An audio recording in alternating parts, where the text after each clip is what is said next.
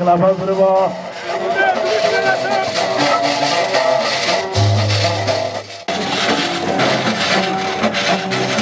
Come here, no, Café.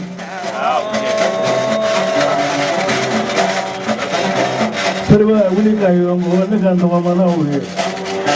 I will catch you. Mama, continue with your phone.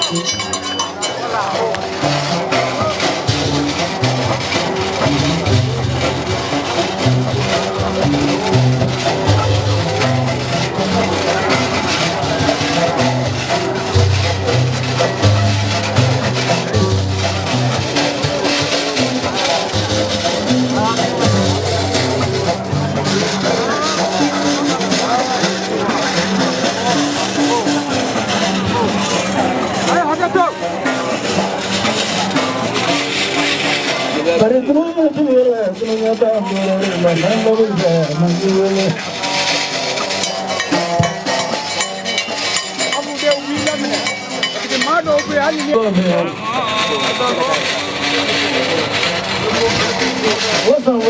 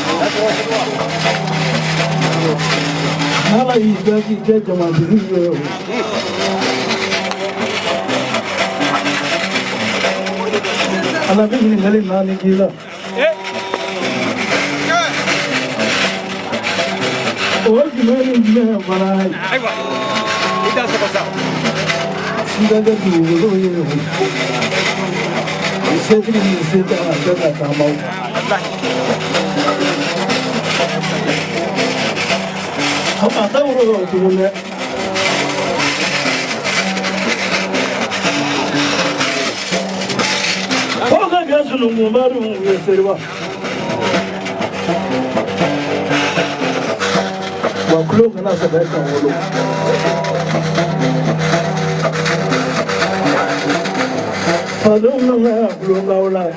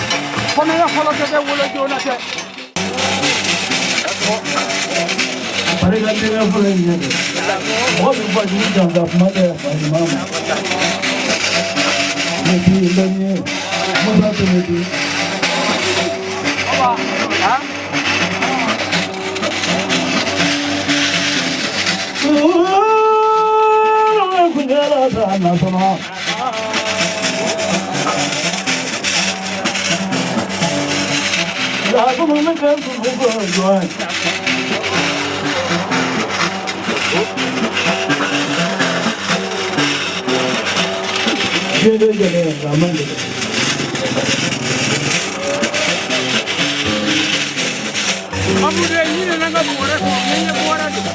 Na sanu bore ma di. Oke bore. Apa sila meke menani. Kaka karamo jaza do sila meke menani. Ala sa ko chapu. Sebani dunu marabu. Kamondi ro fana kamusori yo mlango kan ono ngo. Sabani la mate batla hoya de. Ano to ka chawla de. Mama kila itize kala. Sebenti kuna no aduwa sabani para ibulula. Muda tmeti kuna no lulo. Rabatu wala. Ne kuzubara kabishe.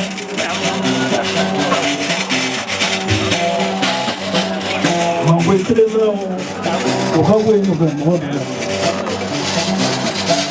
Nagara nyeka nagara la tiro la murbabu.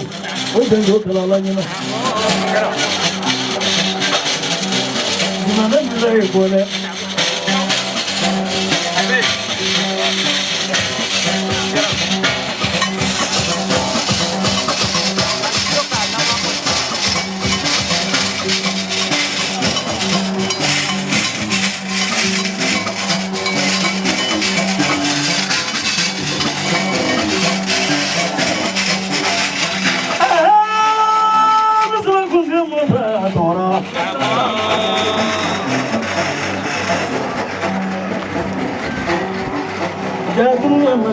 Dunia dah dorai, flower pilih kata aku caya, kita jauh dah kau.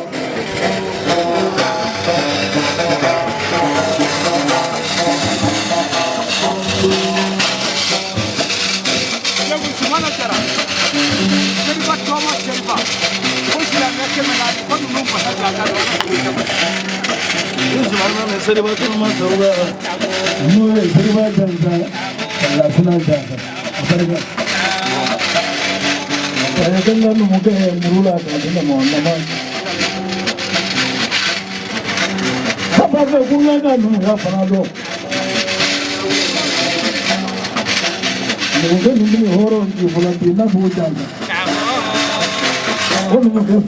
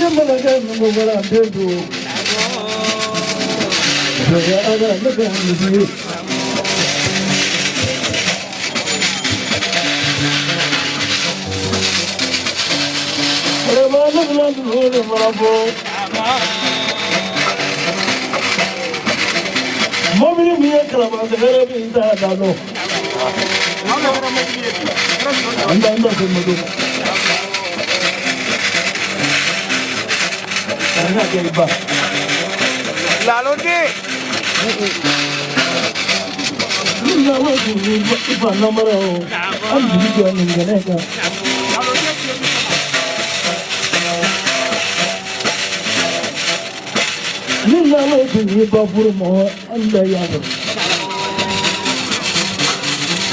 ni na ga la ko le na ga ko ya na di ni ya tu ko la tu le ga na la tu ba ko de ba ni ko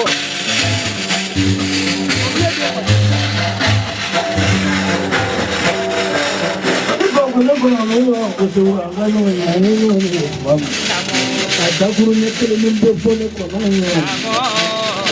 kita komunikasi sana sampai ke guru sana ni nambah baju bawa sana nambah baju sana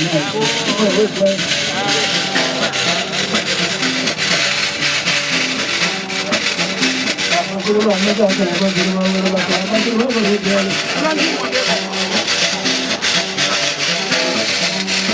Terus saja aparga, terus saja aparga, jangan terlalu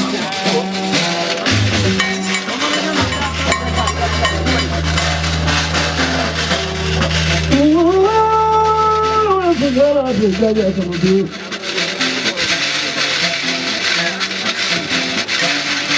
Gimana tu jalan? Mana pandi? Apa yang nak jawab?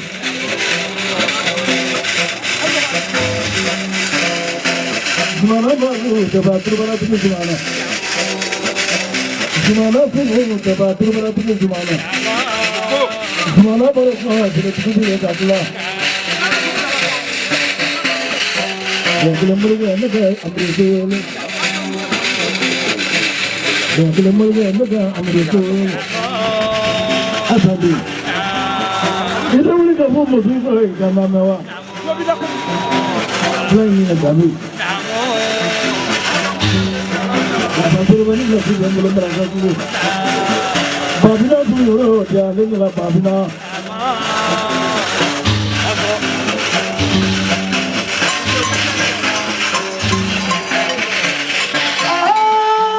Betul betul betul betul.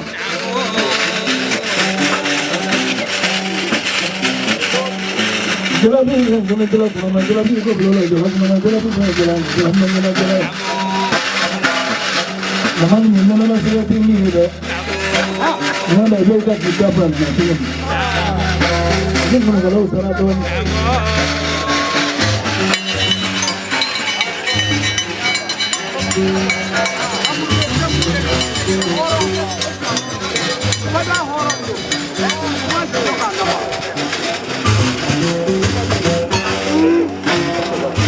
Awali. Ama ko mama dia ko ma.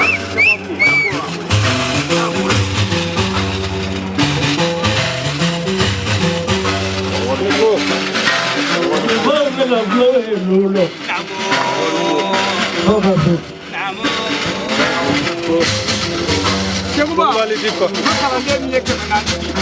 Tapi yang dia nak masih nak ni. Ini para jauh pun kami ada ni cara. Tiga bismillah. Sarawili. Ada buat ni pak.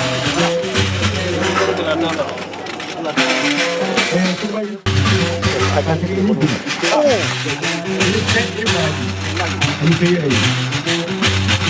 Semua. Ada apa orang tahu.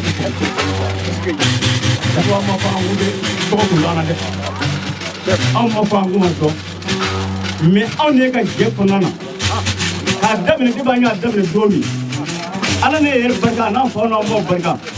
Ani kerana berkat. Ami ada sama di sini. Semua ini nak semua tu dua puluh. Bingung ni dua puluh. Semua angkat tanah mereka sambil se. Apa ni sorry, itu ni misal.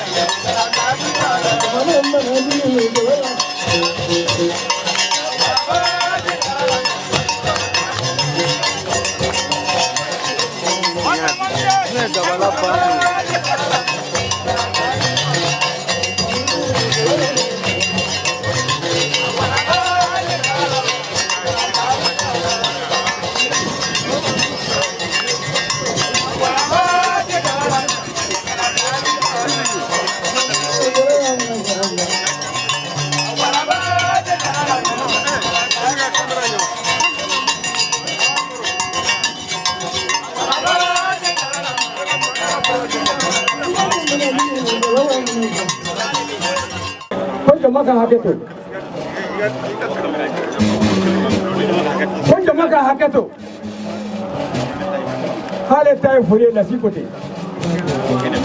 Koni ngana be vlanie. Hale le tado. Tatiki wero de bekenaina. No yu kanu bawe.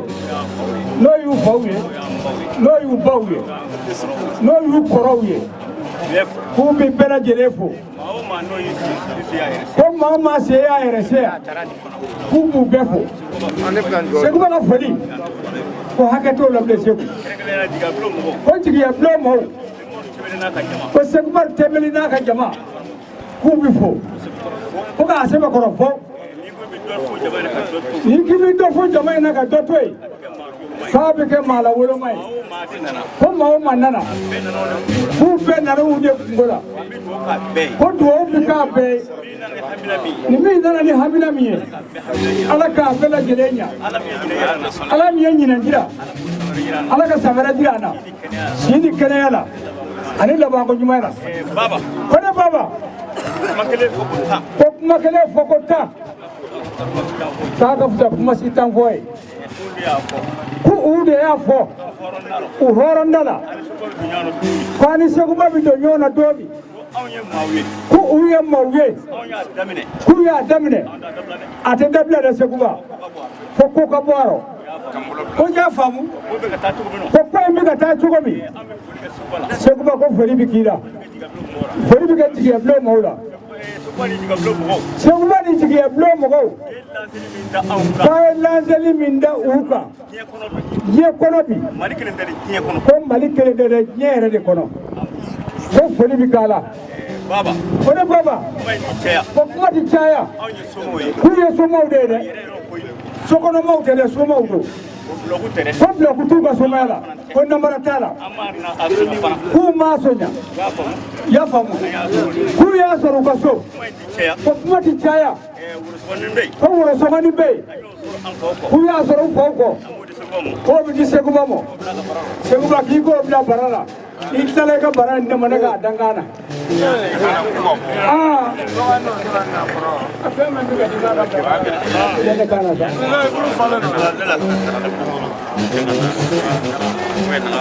ayo damina kana dabla de fasi fo damina ka dabla femi mo ke nyama de nyata ba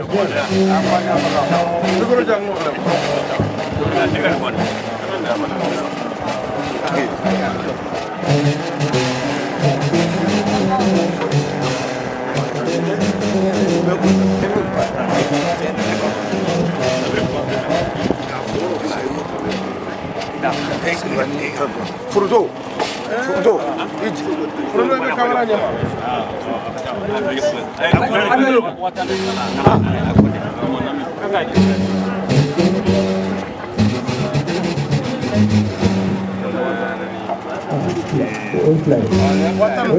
Watani flado.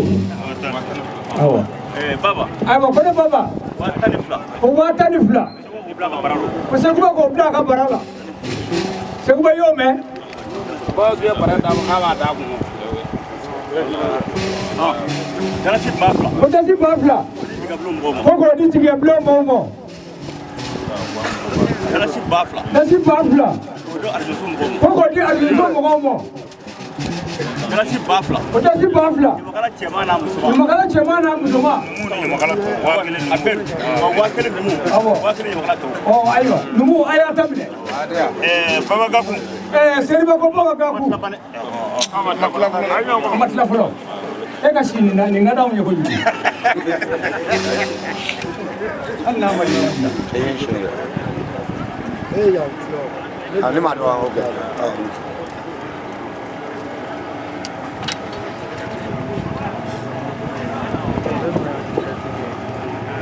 Oh, ini sana.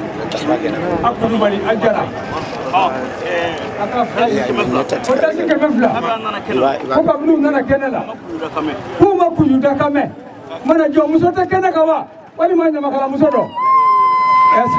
Esgei. Dalasi kemenani. Ko dasi ke menani. Yanga jomo. Ko di jomo. Oy tarawella ka ko wali. Wala baba gaku. Wala fata ere. Baba gaku. Muso. Seriba ko. Nebe jamai. Seriba ko jamai ko. Ni sojale. Ani sojale. Dande ni sojamina. Ko seriba te se kumana. Ko doni kuma manja. Klebebi. Doni kuma manja. Ko doni kuma manja. Seguba. Ko seguba. Beledugu soma mununa. Ko beledugu soma mununa. Ka bolu fo. Wasolo soma mununa. Wasolo soma mununa. Ka bolu fo. Segu soma munubia. Ko segu soma munubia. Ka bolu fo.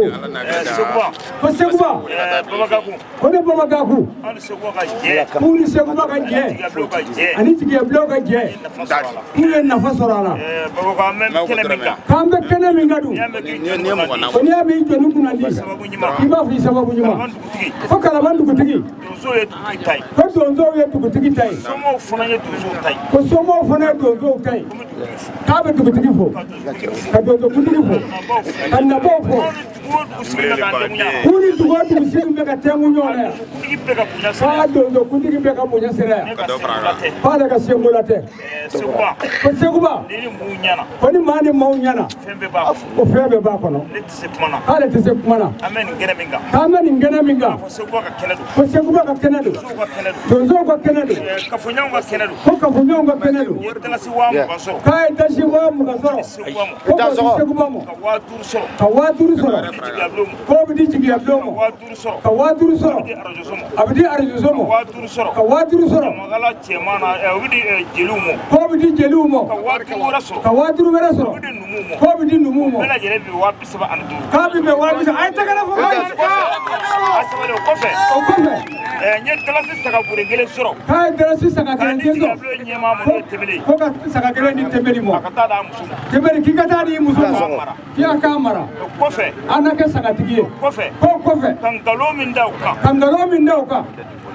doni ko doni atablu la kilena atablu la kilena la turu sotan woro ko la turu sotan woro kala somu gani fla kala somu gani ko kala somu gani fla la turu doma ka cha ko la turu doma ka cha kala nya doma ba kambe kene minga kala somu gani fla ko kala somu gani fla ko kala dengere maro ko maru maru abibe la turu niso demo abibe la turu niso demo ma gidir si segwa bi seguba ka gindo bi dimo segwa babagaku kono babagaku ame sira ka u sira ma do anna tarajena ku na tarajena ko bi do bi hera yini ko ma do bi hera yini ki ko yini ani te ko jugo kulene ani te ko jugo kulene kono ya dimo ya korobo kono ya korobo jo jena na tamadu ko ko wallahi da korba na te sama ka fu ko ba dimo ni ya ke ni jo jona na te sama soro ki ga tigale da ko so bai ko fiye te kuma ko shini gane ko ni ngoni bla ka bi ta fiye se ko ka dalasi wa mu ba Sekuba kadashi wa mugafle.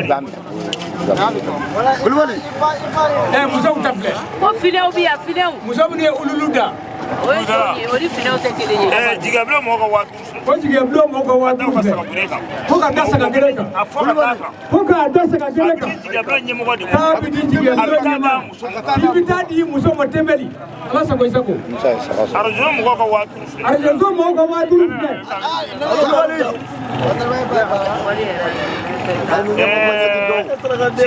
Panjeliu kama wadu fle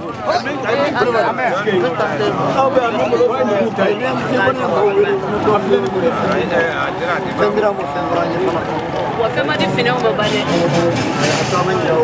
akala jina final ko Kigali sibo. Mugo wadu. Mugo wadu fle